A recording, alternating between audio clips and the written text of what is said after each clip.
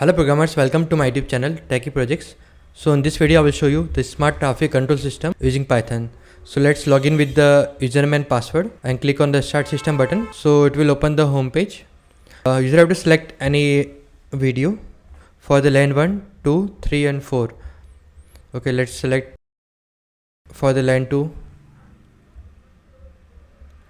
line 3 and then line 4.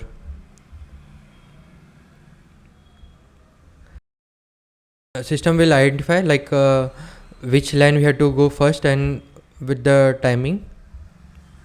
Okay, it will process all the 4 video and we are using YOLO algorithm.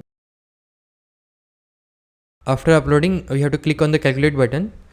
So this system will detect the type of vehicles like car, bus, truck. It will count the total number of vehicles like lane 1, P1, TV5, EV1 and ETR 19 second. So it will give the particular timings to all the lanes according to the traffic. So the input number of vehicles it will processing, and it will give the different seconds like 20 second, 30 second, 30 second and 20 second for the each lane.